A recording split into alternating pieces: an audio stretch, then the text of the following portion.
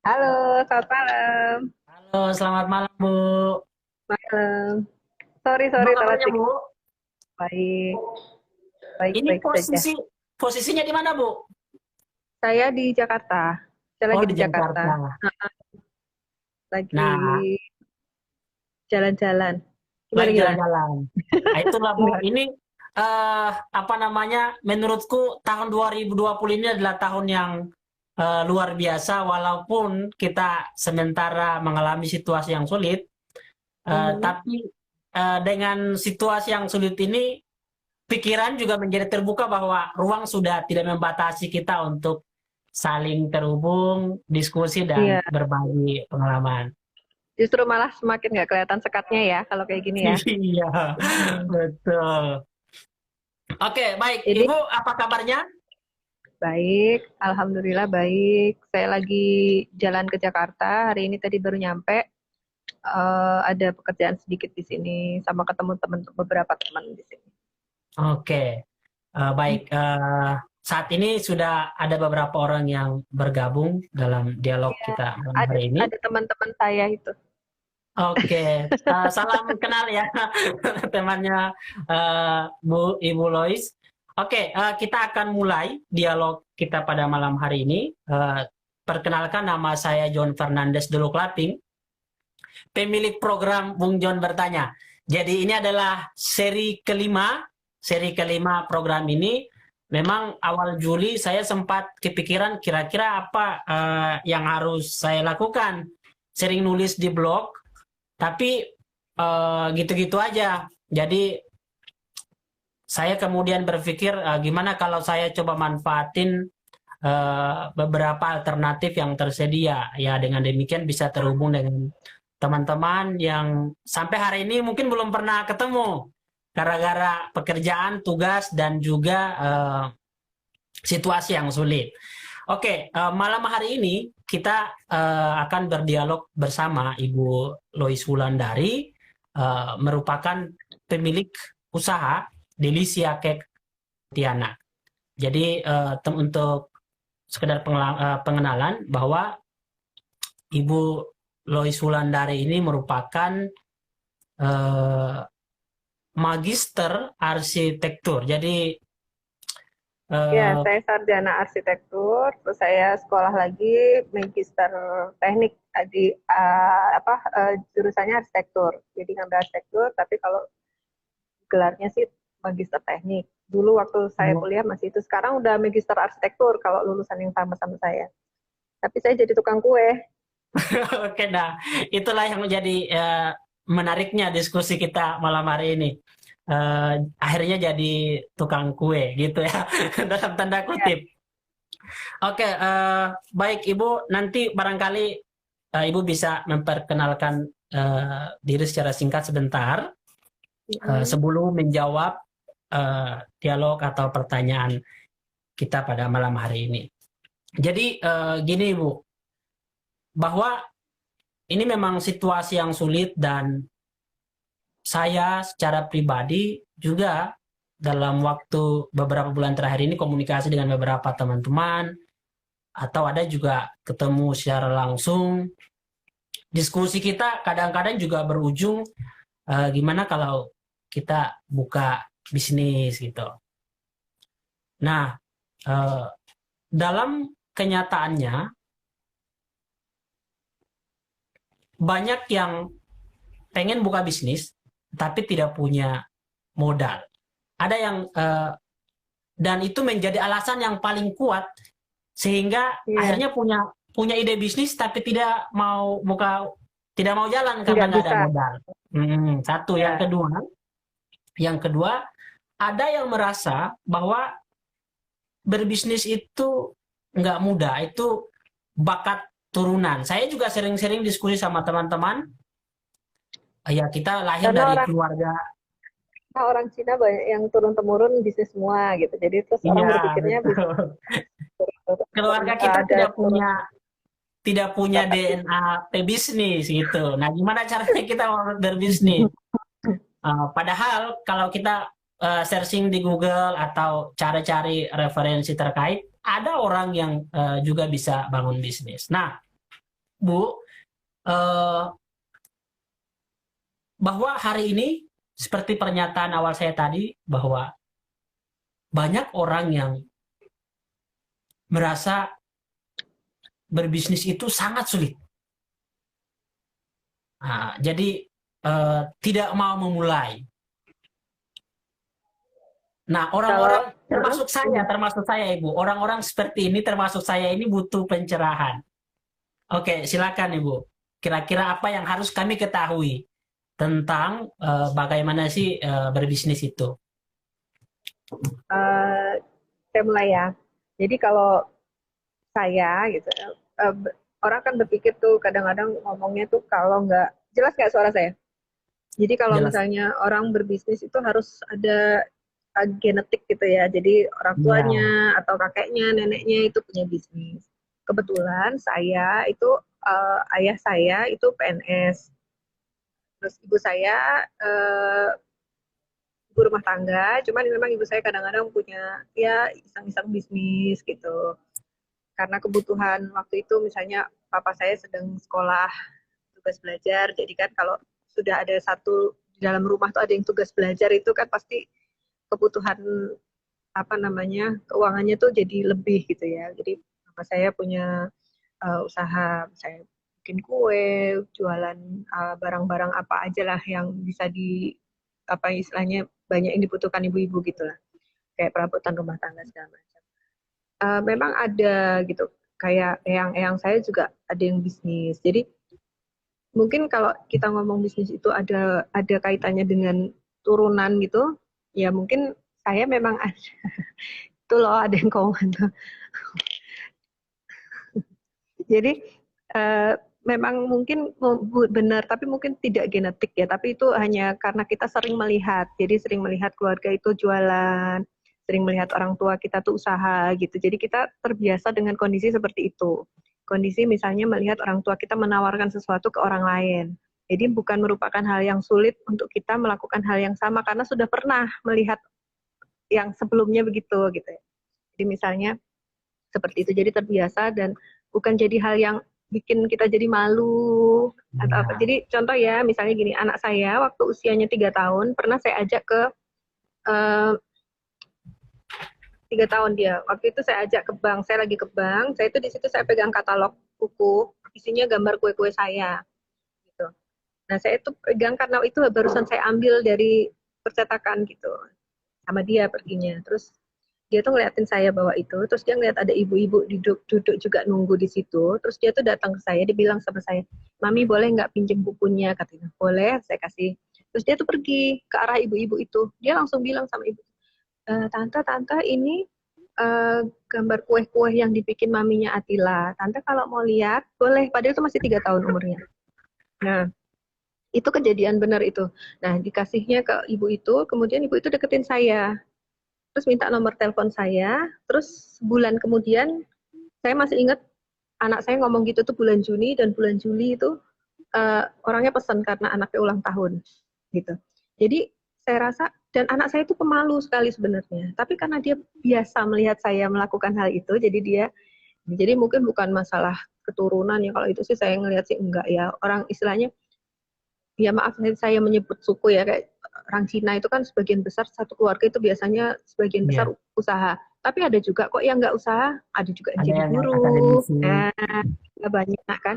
Jadi enggak seperti itu. Cuman hanya terbiasa gitu, terbiasa melihat sesuatu yang dilakukan kerabat dekatnya gitu. Jadi dia merasa itu bukan hal yang tabu menawarkan sesuatu sama orang lain.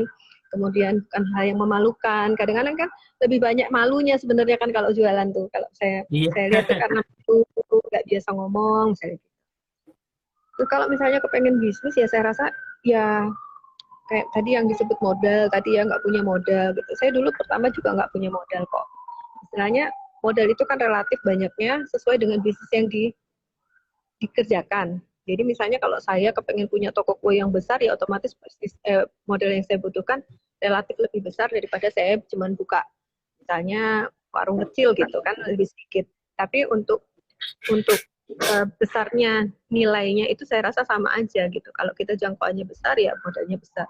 Kalau kita jangkauannya kecil ya modal kita kecil. Tapi relatif sama prosentasenya tuh sama yang harus disiapkan gitu.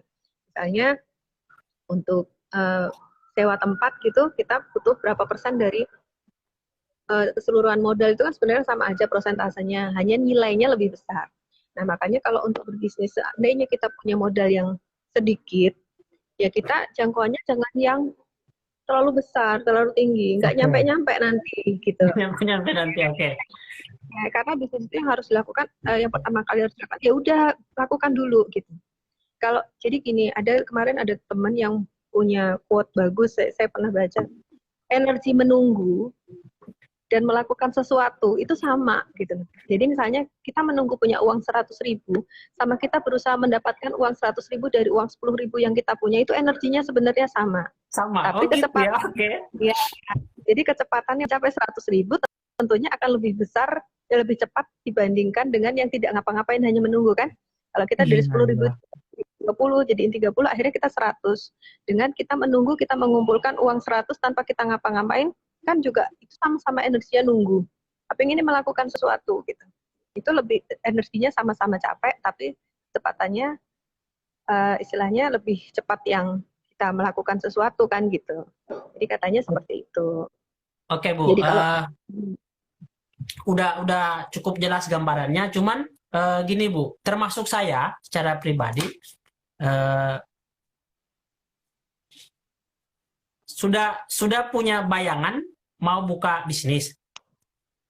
Sudah ada modal sedikit untuk mendukung. Nah, tapi ada kekhawatiran, waduh jangan-jangan bangkrut nih karena selain saya melihat orang yang berhasil menjalankan bisnis, tapi saya juga melihat banyak yang gagal gitu.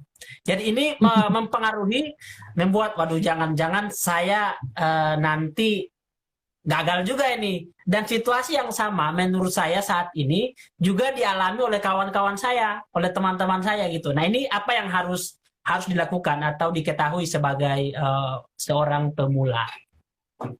kalau teorinya, kalau uh, istilahnya teorinya gitu, teorinya kita mau bisnis, teorinya melihat sesuatu itu kan pasti ada dua sudut pandang yang berbeda. Jadi Betul, kalau pandang. misalnya kita melihat sesuatu yang bagus, misalnya kita melihat orang sukses itu kan enak gitu ya kelihatannya gitu kan.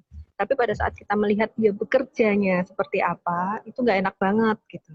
Jadi dari Oke, mana kita melihatnya gitu, prosesnya. sudut-sudut pandangnya tuh dari mana. Misalnya kalau kita mau positif ya kita lihat uh, waktu dia sengsara kerja itu, kita lihat hasilnya, oh kayak gitu.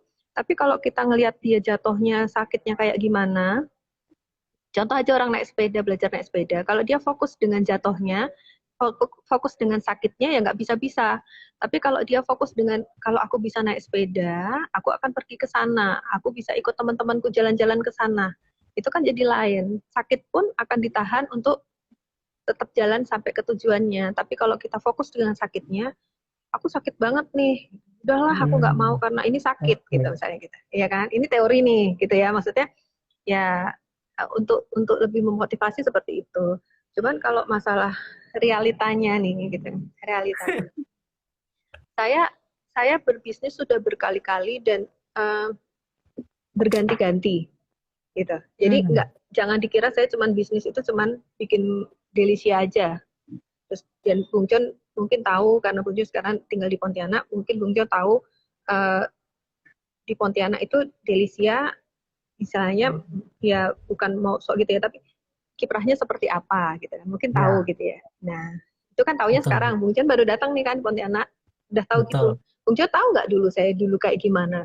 Saya dulu tahun Oke, oke. tahun 2006 itu saya mulai. Saya nggak punya apa-apa. Bahkan mixer pun saya pinjam punya mertua saya. Jadi Hmm, saya akhirnya beli mixer seharga 200.000 pada saat itu dan sekarang saya punya mixer yang harganya 14 juta misalnya gitu. Tapi oke. proses saya menuju ke situ, kalau Bung Jon tahu itu mixer harga belasan juta itu di rumah saya ada 3 yang ngonggok nggak dipakai karena rusak, hancur. Di sini ada teman saya nih, saya lagi ngobrol tadi kan, dia ketawa karena dia tuh baking juga, jadi dia tahu saya ngomong mixer harga mahal rusak itu gimana rasanya gitu. Jadi eh, kalau kenyataannya bisnis itu memang ada gagal-gagalnya gitu, iya. Tapi saya itu nggak pernah menganggap diri saya tuh, misalnya kalau gini, saya punya bisnis A, kemudian saya berhenti bisnis A, saya ganti bisnis B karena bisnisnya tidak menguntungkan menurut saya, karena ada bisnis lain yang lebih menguntungkan. Saya ambil yang B akhirnya. Yang A ini saya anggap bangkrut, enggak. Ada orang yang terlalu sering berpikiran bahwa dia bangkrut di bisnis itu, gitu. Padahal kalau dia switching ke bisnis yang lain, itu nggak ada yang salah, gitu loh. Jadi jangan menganggap orang yang misalnya kemarin bisnis ini dia kayaknya nggak berhasil tuh, nyatanya dia sekarang bisnis yang itu, gitu. Berarti yang kemarin itu dia nggak berhasil. Sering kan dengar kayak gitu kan? Iya benar. Dipikir seperti itu, gitu loh. Ya berganti bisnis itu biasa kok, gitu. Ya coba bayangin kalau konglomerat besar itu bisnisnya berapa banyak? Banyak sekali kan, sampai kita nggak bisa bayangin sebanyak apa. Apakah semuanya itu sukses? Nggak, belum tentu. Gitu. Belum tentu. Tapi ukuran sukses kan juga beda-beda. Asalkan misalnya bisnis ini bisa menghidupi karyawannya, mungkin tidak memberi keuntungan lebih buat mereka, ya nggak apa-apa. Yang penting karyawannya jalan. Kemudian dibuatkan bisnis lagi yang lain. Itu tuh nggak apa-apa. Jadi ukuran berhasil atau enggak itu kan kita sendiri yang menentukan. Jangan sampai misalnya kita berbisnis, kita punya ukuran, misalnya kita mengukur kita pakai sepatu orang lain untuk mengukur Ukuran kita. ukuran kita, kan nggak pas. Jadi kalau misalnya menurut kita bisnis ini jalan bagus dan cukup, ya sudah, kita jalani saja. Perkara nanti kemudian di tengah jalan kita kepingin berganti bisnis atau melebarkan sayap bisnis atau punya produk lain yang diferensiasi produknya, nggak ada masalah sebenarnya. Yang penting kita tidak usah mengukur diri kita ke orang lain gitu loh. Itu tuh sebenarnya itu yang bikin kita down tuh di situ. Jadi kita bisnisnya apa, mengukurnya pakai kesuksesan orang lain yang seperti apa gitu. Kayak kemarin ini, begitu COVID pandemi mulai, kita lihat banyak bisnis yang pada bangkrut. Banyak, saya di sepanjang jalan kalau di Pontianak tuh ngelihat, ini warung ini tutup, oh itu rumah makan ini tutup, oh tempat kita nongkrong di situ nggak buka lagi. Kan banyak tuh, ya kan? Iya, betul. Pada saat normal kemarin, orang-orang yang punya itu tuh gayanya mewah sekali loh. Iya kan? Jadi sebenarnya apa mungkin dia, ini saya nggak tahu ya, tapi kalau saya gini, saya ada mengenal beberapa dari mereka. Mereka itu bisnisnya 100, ukurnya 1000. Bisnisnya 100 hasilnya, tapi dia jangkauannya tuh dia melihat ke orang-orang yang punya 1000. Jadi pada saat COVID ini dia tidak bisa bergaya 1000 itu, bagi dia itu bangkrut. Padahal mungkin kalau dia bergaya sesuai dengan bisnisnya nggak ada masalah sebenarnya gitu loh. Nah, jadi yang penting dilakukan dulu, dimantepin dulu. Kalau misalnya itu hasilnya tidak seperti yang kita bayangkan, tapi itu cukup buat kita, ya sudah gitu. Ya nggak apa-apa kan gitu loh. Kalau saya prinsipnya gitu. Berarti intinya jalan aja dulu, hasilnya seberapa dan itu cukup untuk kita. Ya nikmati aja dulu prosesnya. Gitu. Nggak bisa dong kalau misalnya kita kerja setahun 2 tahun terus kita mau, karena kita ngelihat orang yang sudah bekerja 10 tahun, ya beda dong gitu. Dimanapun itu ukurannya berbeda. Ya kalau ya bisnis narkoba aja, kalau sesama narkoba juga yang lebih lama tuh lebih kaya kok. Iya kan? Maksudnya gitu. Ukurnya yang sesuai gitu maksud saya. Supaya apa? Supaya kita juga semangat. Gitu. Oke, baik Bu. Terima kasih atas pencerahannya. Selanjutnya, ada orang yang sudah punya ide bisnis, sudah ada modal yang cukup, kemudian jalan dan merasa, waduh ini tidak maksimal. Seperti yang tadi, kadang-kadang bahkan merasa hasilnya cukup pun enggak. Nah, ini mungkin ada beberapa hal yang salah. Nah, menurut Ibu, keterampilan yang penting untuk diketahui oleh seseorang yang mau berbisnis. Apa kira-kira keterampilan yang paling penting yang harus diketahui oleh setiap orang yang akan berbisnis? Ya, apakah itu soal manajemen atau soal keuangan atau gimana? Kira-kira apa sih yang paling penting yang harus diketahui? Termasuk saya nih, karena punya ada rencana untuk buka buka usaha. Jadi paling tidak saya harus tahu gambarannya dulu, keterampilan seperti apa yang harus saya ketahui. Yang pertama tuh terampil bersyukur dulu. Oh gitu. Oke. Ya kan tadi kaitannya sama yang tadi. Ya susah Bang John. Kalau misalnya Bang John itu tanyanya sama saya masalah bisnis, ya itu saya bukan tipe pebisnis yang apa ya, tipe bisnis yang jangkauannya tinggi sekali gitu. Karena saya kan bisnisnya bukan bisnis yang seperti cari duit banget gitu. Enggak, saya enggak gitu. Jadi kalau Bang tanya sama saya untuk jadi kaya itu mungkin salah gitu. Jadi uh, mungkin lebih tanyanya ke saya gimana caranya berbisnis, terus menikmati bisnis itu, kemudian menjalankan bisnis itu sampai lama gitu. Ya kenyataannya saya Hmm. 6 sampai sekarang saya masih jalan bisnisnya gitu kan, dan tidak pernah tutup, tidak pernah bangkrut, tidak pernah ada jeda, tidak melakukan apa-apa misalnya gitu kan nggak ada. Jadi bisnis saya stabil sampai sekarang. Dari 2006 sampai 2020, berarti 14 tahun. Nah itu betul-betul saya mulai dari nol, bukan warisan, bukan istilahnya bukan saya dikasih usaha sama keluarga atau enggak, dari nol sama sekali nol. Nah kalau pertanyaannya itu masalah gimana caranya bisa cari duit banyak dari bisnis, saya nggak tahu caranya. Kalau menurut Soal kalau menurut saya oke. uh, jadi kerja dulu, uang itu akan mengikuti gitu. Jadi betul-betul bekerja dulu, ya uang itu kan ngikutin kita gitu Kak. Prinsip saya kayak gitu. Jadi kalau misalnya gini, saya kan uh, misalnya ya kayak yang disebut Bang tadi kemampuan mengelola keuangan. Mungkin saya nggak punya kemampuan itu gitu. Maksudnya kepintaran mengelola keuangan saya nggak bagus gitu. Maksudnya ya istilahnya sebisanya saya gitu ya. Jadi Oke. uh, tapi kalau untuk bisnis saya itu nggak ada masalah karena bisnis saya kan saya yang kerja gitu. Kan Bangsa tahu ya kayak kue-kue saya kan saya yang kerja sendiri, saya yang ini ada pegawai-pegawai saya yang bantuin saya, tapi intinya keterampilan saya gitu kan, terus passion saya di bisnis itu gitu. Jadi masalah keuangan itu tidak terlalu jadi soal buat saya gitu. Maksudnya masalah mengatur keuangan. Kemudian masalah manajemen, ya saya hanya mengelola satu manajemen yang kecil kok gitu. Jadi tidak terlalu besar. Jadi kalau untuk start aja itu sudah cukup menurut saya. Kalau untuk orang-orang yang punya bisnis mirip-mirip seperti saya.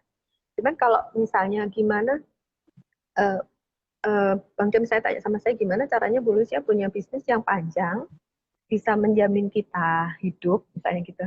Bisa kepengen jalan-jalan ya bisa jalan-jalan, kepengen beli sesuatu yang ya yang standar sesuai dengan standar kemampuan kita tuh terjangkau gitu, bisa gitu. Terus jangan kayak misalnya saya terus saya mau beli kapal pesiar ya nggak mungkin kebeli gitu ya. Jadi bukan itu gitu. Jadi maksudnya bisnisnya itu bisa menjamin kita hidup normal sehari-hari bagus, tidak merepotkan orang lain. Intinya kan begitu ya, nggak minta Iya. siapa-siapa gitu. Itu saya bisa. Tapi kalau Bu, Oke. gimana caranya saya mau bisnis yang saya bisa kira-kira 20 tahun lagi saya bisa beli uh, jet pribadi gitu. Saya nggak ngerti caranya. Oke Bu, Nah, jadi gini inti pertanyaannya adalah gini, ada orang yang jalanin bisnis 2 tahun bangkrut, terus bangkrut. ada Ya yang itu. sampai 5 tahun, ada yang 5 tahun bertahan, ada yang sampai 10 tahun masih bertahan. Menurut Ibu, yang bertahan sampai hari ini, misalnya udah melewati masa-masa sulit masih ada. Kira-kira menurut Ibu apa sih yang sebagai pemilik bisnis itu dia dia tanamkan dalam pikirannya sehingga bisa bertahan sampai selama itu. Artinya juga sedapat mungkin diketahui oleh orang-orang yang hari ini pengen berbisnis, tapi tadi Ya. khawatir nanti gagal dan lain-lain. Ya itu aja kalau saya sih tahunya itu karena saya melakukannya kan ya kan yang saya lakukan ya. Saya nggak pernah belajar bisnis secara khusus misalnya sekolah di manajemen bisnis atau apa kan saya nggak ada sekolah saya kan arsitektur.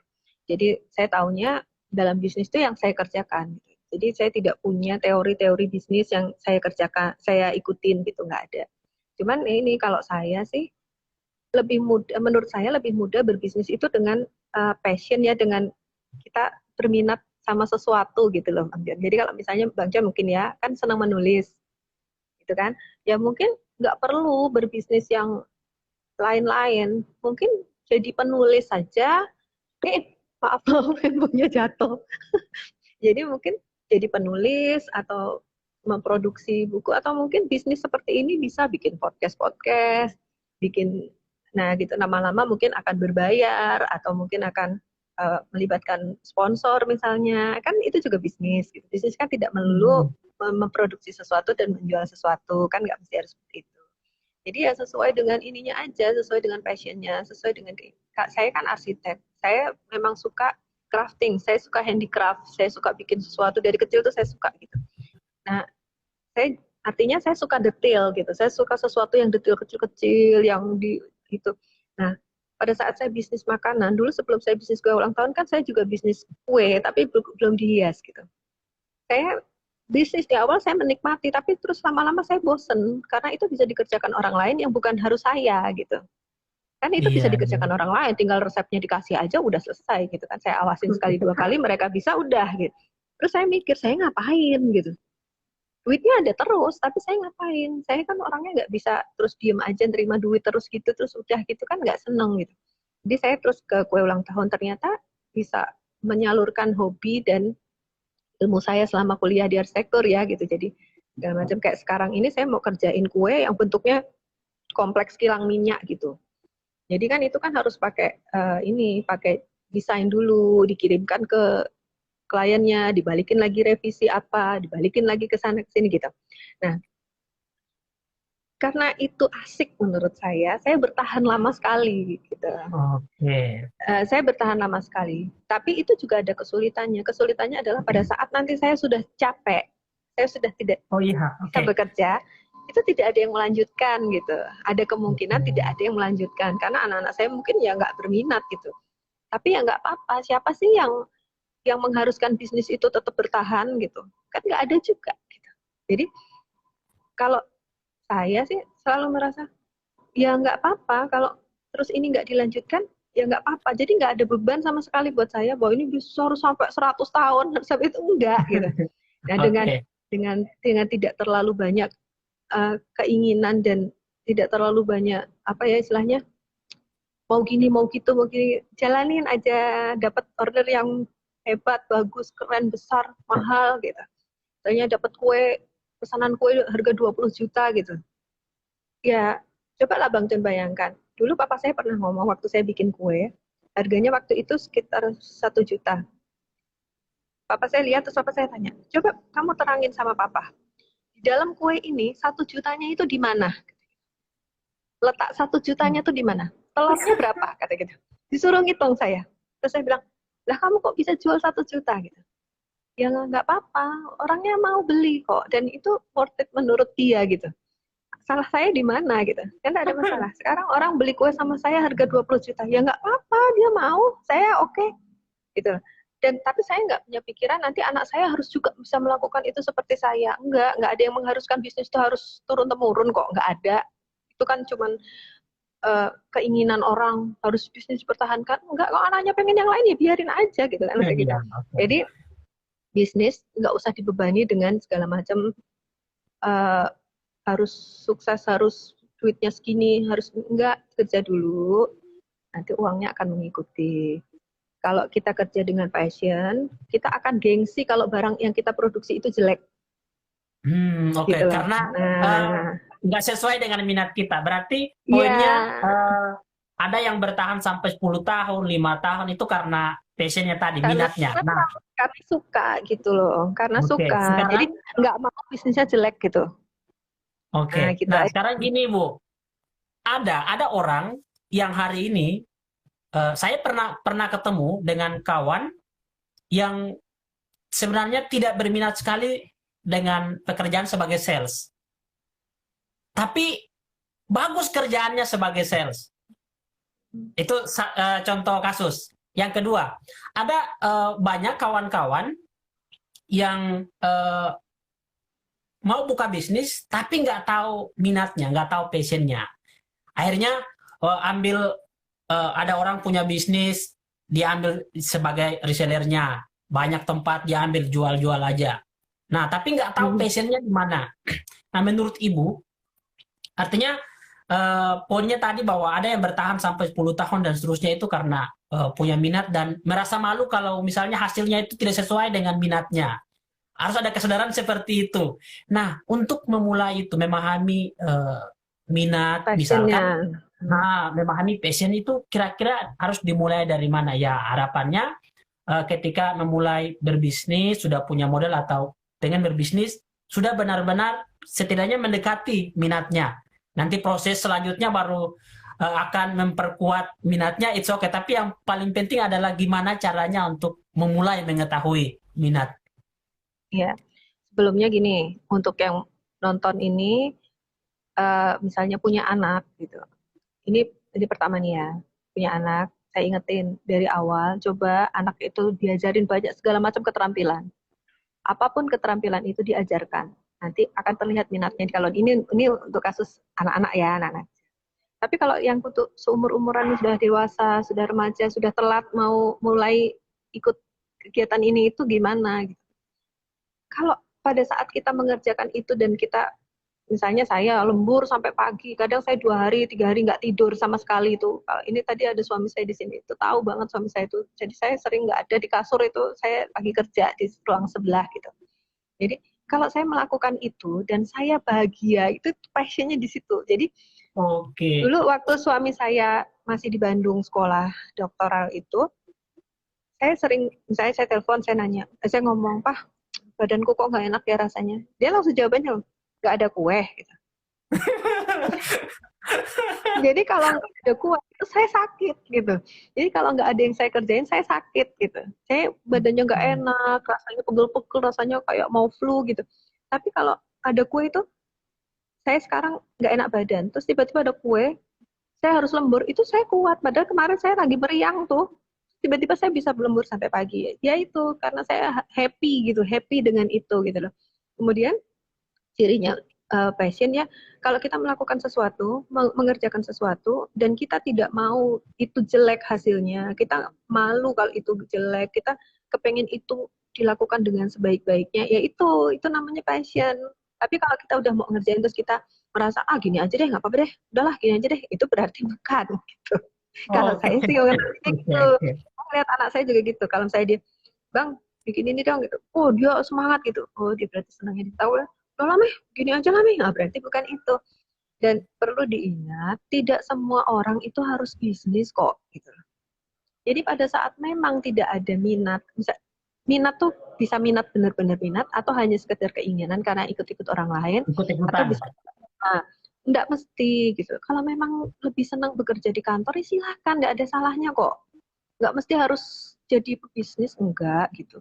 Enggak ada yang mengharuskan itu. Jadi jangan memaksakan diri untuk berbisnis kalau memang minatnya tidak di situ. Gitu. Jadi menurut saya kalau misalnya sekarang ini wirausaha tuh lebih baik, enggak juga gitu. Enggak mesti harus begitu. Kalau jiwanya memang kerja di kantor, jiwanya memang itu, ya enggak apa-apa lah gitu. Menurut saya enggak ada pekerjaan yang buruk kalau dilakukan semuanya dengan baik gitu loh. Jadi pengusaha nggak baik juga bisa kalau kita curang. Jadi PNS nggak baik juga bisa kalau kita korupsi. Ya sama aja, yang bagus ya tetap aja bagus gitu. Jadi nggak usah maksa gitu. Jadi menurut maksud saya kalau misalnya memang tidak berminat, tidak suka, ya jangan. Passion pertama itu yang diikuti tuh punya passion bisnis nggak gitu. Oh gitu Kalau ya. enggak ya Intinya jangan itu ya. gitu. Oke, oke. Ya. Bukan Jadi karena ikut-ikutan. kadang-kadang ada temen yang pernah ngomong sama saya gitu, aku tuh sebenarnya nggak seneng loh duduk di belakang meja kerja. Aku tuh sebenarnya tuh passionku tuh bisnis. Tapi dia tidak pernah melakukan itu. Ya enggak lah menurut saya. Ada juga yang begini, sudah terlanjur bekerja, tapi pada saat bekerja tuh dia sering misalnya ke kantor bawa makanan, bikinan dia sendiri, ditawar-tawarin ke temennya. Nah itu mungkin dia malah justru punya jiwa bisnis di situ gitu loh. Tapi dia belum bisa melepaskan pekerjaannya di kantor, misalnya gitu. Tapi kalau yang ngomong doang, sebenarnya aku nggak seneng loh kerja kayak gini. Aku sebenarnya tuh senangnya bisnis. Tapi dia sama sekali tidak pernah melakukan bisnis Tapi yang nggak kecil lakukan. sekalipun. Nah, ya enggak lah, Oke, saya pikir oke. bukan. Gitu. Jadi kalau memang sudah cocok kerja di kantor, bisa menikmati pekerjaan itu, ya silahkan, nggak ada masalah kok. Nggak ada jeleknya orang kantor, nggak ada jeleknya juga orang wira swasta, sama-sama bagus. Yang penting happy lah gitu. Yang penting, Kayaknya banyak yang nanya loh Pak Bang John. Ada yang nanya beberapa. Kalau oke. Ini ada satu pertanyaan dari Cahya Store. Pertanyaan gini, maaf Bu, izin bertanya, dalam bisnis apa skill high skill skill tapi tertinggi ya, tapi pada saat dikerjakan dilakukan secara fun. Nah, ingin tanggapan Ibu, bisnis yang sedang Ibu jalanin sekarang. langsung jawab ya. Langsung jawab ya. Silakan Bu. Izin bertanya dalam bisnis apa, apa sih maksudnya nih high skill tapi saat dikerjakan dilakukan dengan fun gitu ya. Maksudnya dengan high skill tapi dilakukan dengan fun. Dengan fun. Mm-mm. Ya kalau senang ya pasti fun, mau se- sesulit apapun gitu. Jadi misalnya bisnis dulu pernah nih Bang Joni, saya tuh diperkenalkan sebagai tukang kue gitu. Ada kalau di Pontianak kan ada kantor yang rolling jabatan terus gitu. Nah ini ada pejabat baru, dibilangin bahwa kita kantor ini sering kerjasama dengan Delicia Cake, namanya Ibu Louis. Ibu Louis ini tukang kuenya namanya Bu Louis gitu. Mungkin bayangan dia itu tukang kue yang bawa Ya, oke. Yang keliling embok-embok gitu jualan kue. Dia mungkin pikirannya seperti itu. Dia nggak mau kenalan sama saya gitu loh. Dia nggak mau kenalan sama saya. Dan dia tidak tahu bahwa pada saat itu eh, yang mau diperkenalkan ke dia tuh bukan yang seperti bayangan dia gitu. Dia nggak mau kenalan sama saya. Dia, iyalah gitu aja. Anak buahnya cerita sama saya, nggak belum mau kenalan Mbak. Katanya udah nggak apa-apa, saya kan gitu. Padahal kantor dia tuh sering kerja sama saya. Nah, terus pas kita menghadiri acara bareng-bareng di Hotel Aston waktu itu, nah pada saat itu saya terima penghargaan Marketer of the Years dari majalah Marketers. Terus, nah dia lihat saya, dia ingat nama saya yang diperkenalkan sama anak buahnya.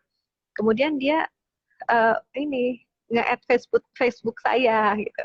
Oh, gitu. Saya turun dari panggung, saya lihat, terus saya cerita sama anak buahnya, itu bosnya udah nge-add saya di Facebook. Nah, dia baru tahu tuh Bu, katanya, udah nggak apa-apa.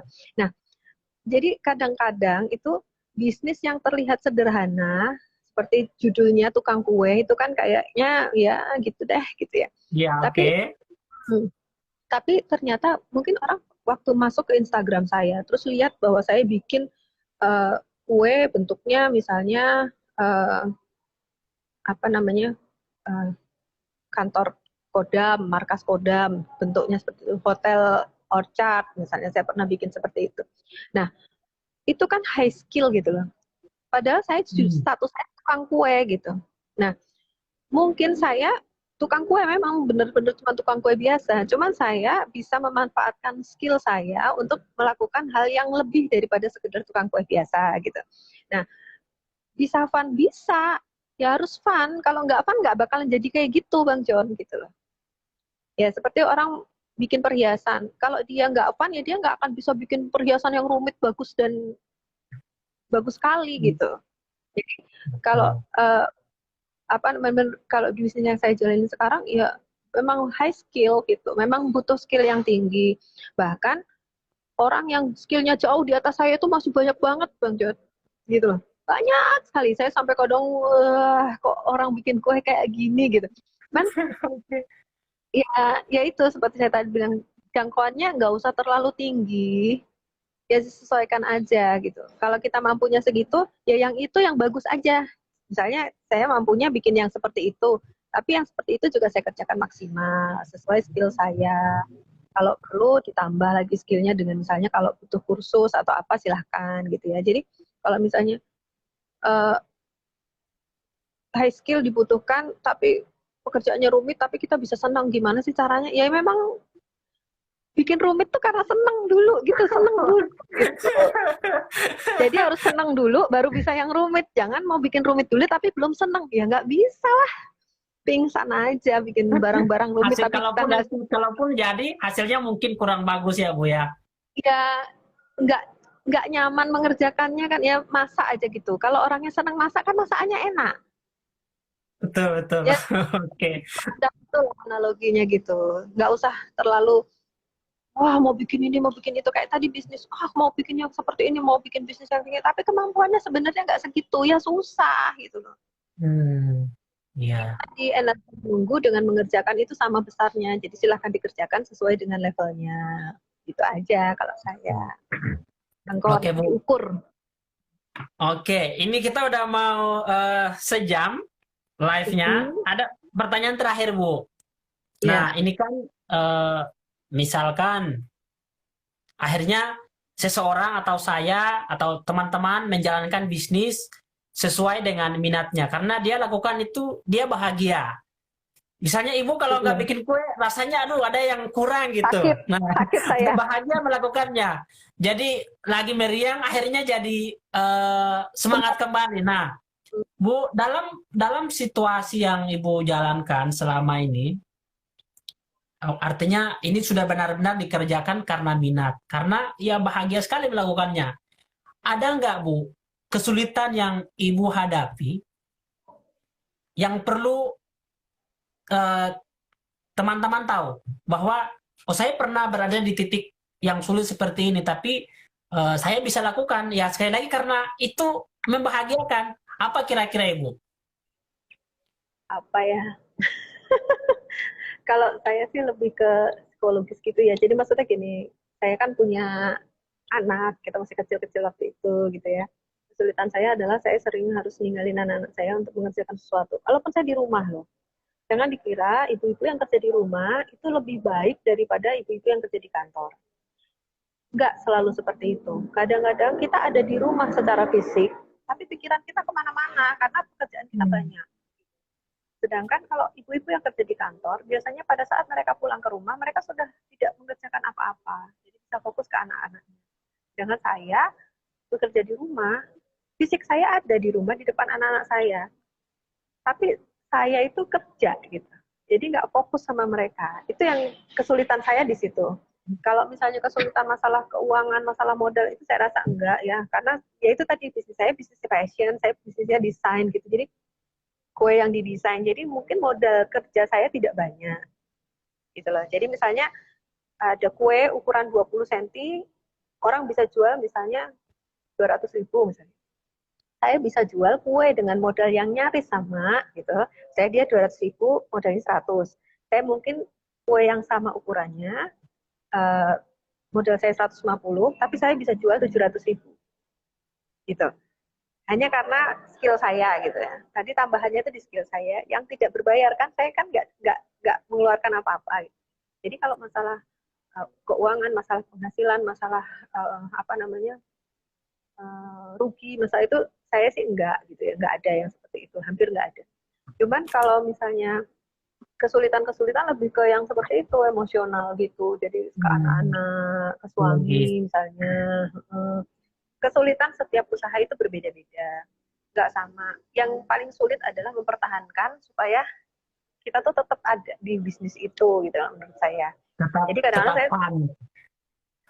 saya itu kadang gini Bang Jan, misalnya ya, saya kan sering ditodong nih malam-malam, jam 10 malam tiba-tiba ada pejabat nelpon saya, minta dibuatin kue untuk besok pagi jam 5.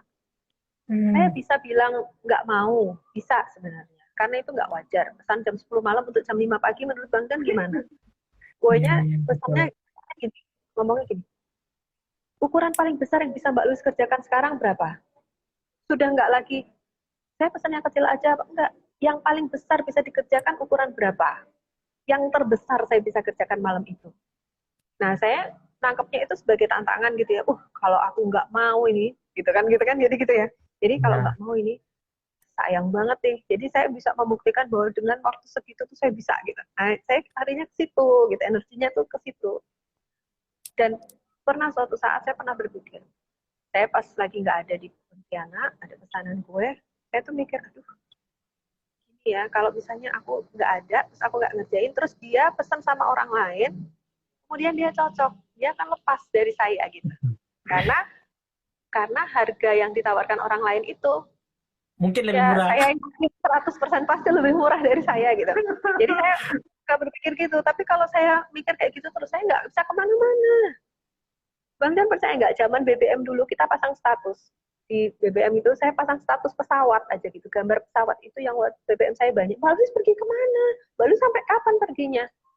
Saya tanggal segini mau pesan kue, Mbak Lus sudah pulang atau belum? Itu tuh sampai kayak gitu. Jadi saya pernah ada satu waktu yang saya tidak bisa pergi kemana-mana kayak tahanan kota karena waktu itu orderan kue itu banyak sekali.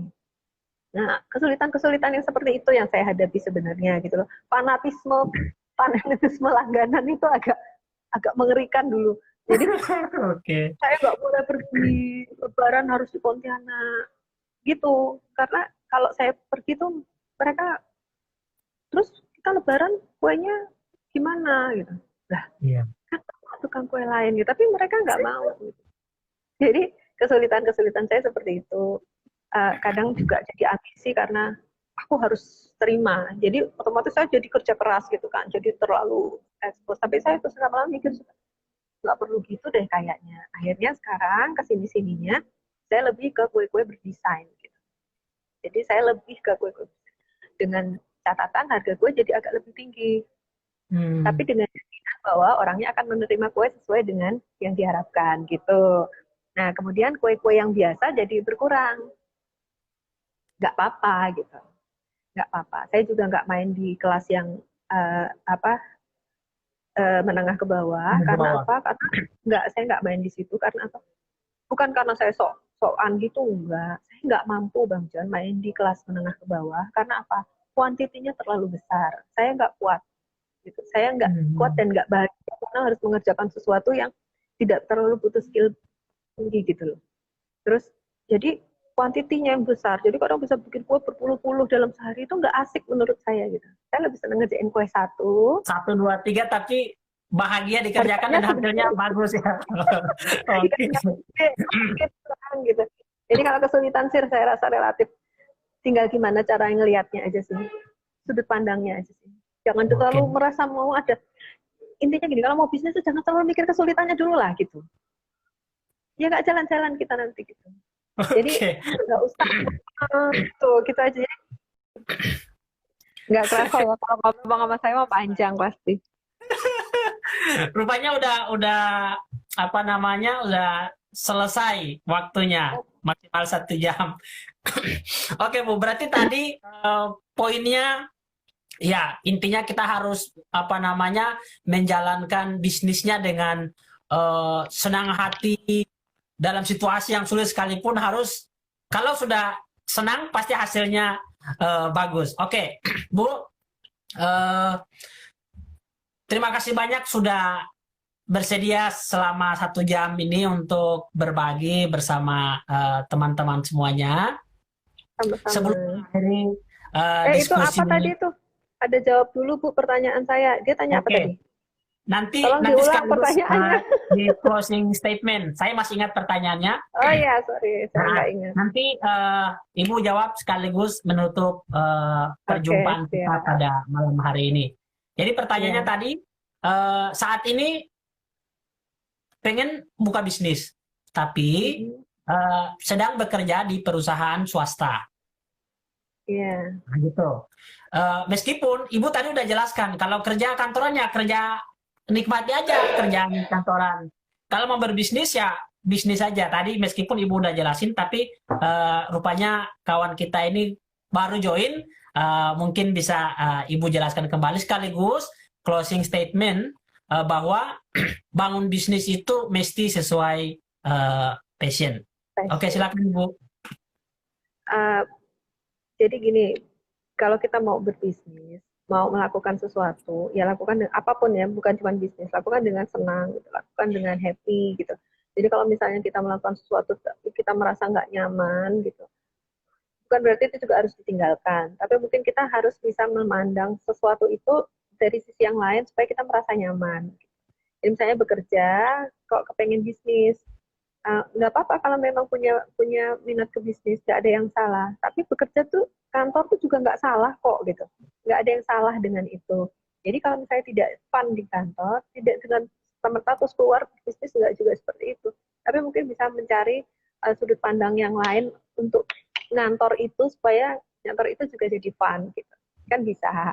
Atau sambil nyambi kayak seperti saya tadi bilang, orang bilang mau pengen bisnis, saya nggak senang kerja kantoran, saya senangnya bisnis. Tapi selama kerja kantoran dia tidak pernah melakukan bisnis apapun yang misalnya lihat ada barang apa ditawarkan ke teman-teman kantornya, enggak juga seperti itu gitu. Jadi menurut saya mungkin salah mengartikan minat gitu. Jadi Oke. mengartikan gitu.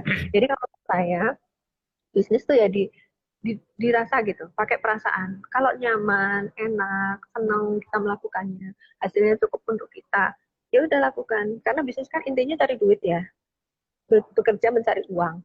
Kalau bisnis itu kita nyaman tapi kita nggak dapat duit, ya enggak, itu juga salah gitu. Jadi komponennya happy juga, kita juga harus happy, kita juga harus rajin gitu kerjanya. Tapi kita juga harus dapat uang dari situ karena judulnya bisnis gitu. Tapi kalau misalnya kita hanya happy saja, tapi kita tidak dapat uang, ya itu salah gitu. Menurut saya salah gitu. Jadi Oke. mandangnya itu harus dari semua sudut gitu. Sudut bisnisnya harus dapat uang, happy passionnya juga harus dapat, senangnya, kemudian rajinnya, dan misalnya sustain kita bertahan terus, itu tiga itu komponennya. Kita senang melukis, tapi kita tidak dapat uang dengan melukis, lama-lama juga nggak akan melukis lagi gitu. Jadi gimana caranya untuk memasarkan lukisan itu juga penting. Gimana caranya memasarkan kue itu juga penting. Itu namanya kita marketing. Terus bagaimana kita menikmati cara yang kita membuat itu, berarti kita harus punya skill.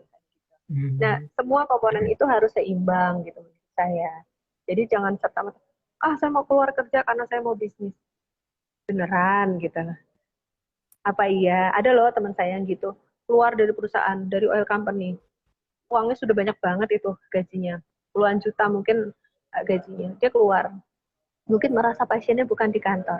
Tapi nggak lama dia balik lagi. Karena apa? Ya bisnisnya belum sampai segitu dapat duitnya gitu loh. Ternyata kerja di kantor yang menurut sebagian orang mungkin membosankan, tapi duitnya banyak. Jadi membayar kebosanannya dia tiap hari ke kantor itu yang dibayar tinggi kok gitu loh. Ya kenapa juga dia harus meninggalkan itu gitu. Ya sudut pandangnya aja dibenerin gitu.